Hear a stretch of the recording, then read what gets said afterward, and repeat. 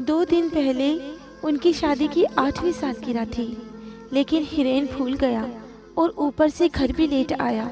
फिर तो कहना ही क्या, बहुत झगड़े थे वो दोनों उस दिन।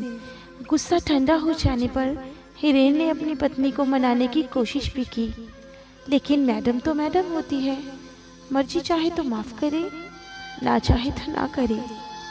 शादी के कुछ साल तक तो सब कुछ ठीक था, लेकिन धीरे धीरे प्यार की जगह कड़वाहट ने ले ली और रोमांस की झगड़े ने। अब तो एक दूसरे के प्रति सम्मान के बीच में उनका स्वाभिमान आने लगा था।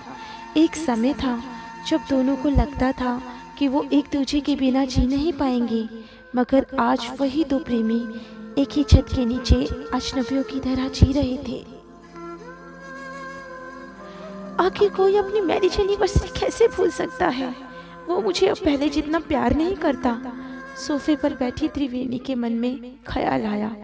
वो अपने पति से इतना नाराज थी कि पिछले 2 दिन से उससे ठीक से बात भी नहीं कर रही थी। तभी दरवाजे की घंटी बजी।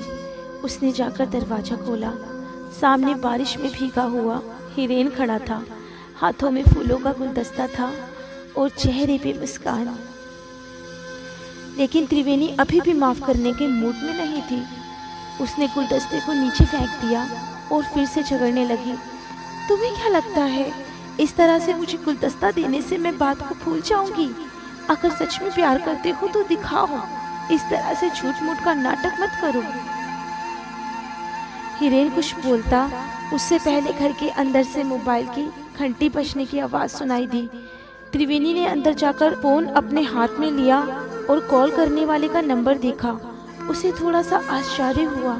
वो कॉल हिरेन ने ही की थी, लेकिन जब उसने फ़ोन उठाया तो दूसरी तरफ किसी अनजान मर्द की आवाज़ सुनाई दी। हेलो, मैं गुड़गांव पुलिस स्टेशन से सब इंस्पेक्टर विजय सिंह राठौर बात कर रहा हूँ। क्या ये हिरेन शर्मा के घर का नंबर है?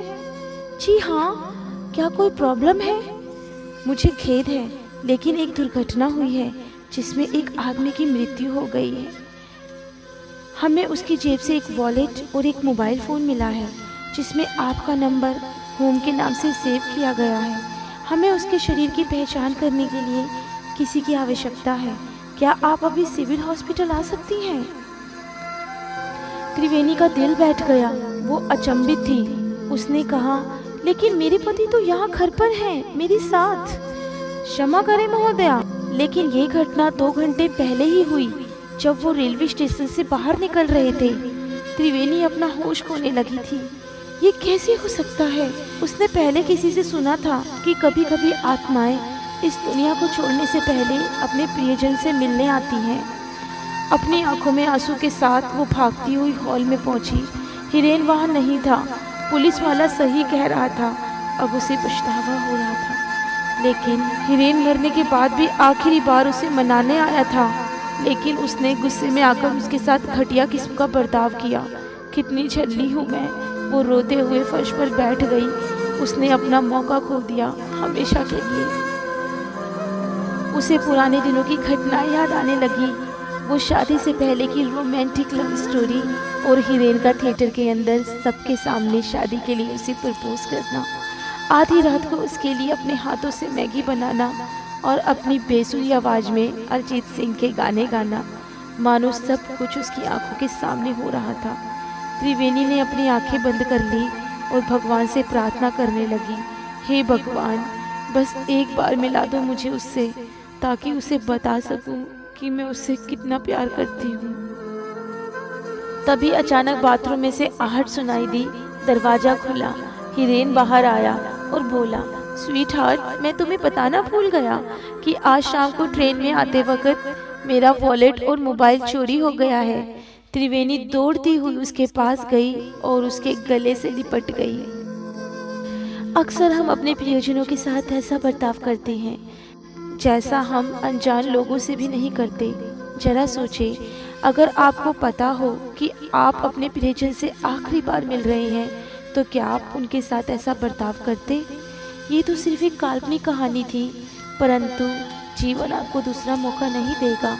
इसलिए उस एक मौके को अपने हाथ से कभी फिसलने ना दें और ये कोई नहीं जानता कि वो आखिरी पल कब आएगा, इसलिए अपने प्रियजनों के साथ हमेशा ऐसा व्यवहार करें मानो आप उनके साथ आखिरी बार मिल रहे हो।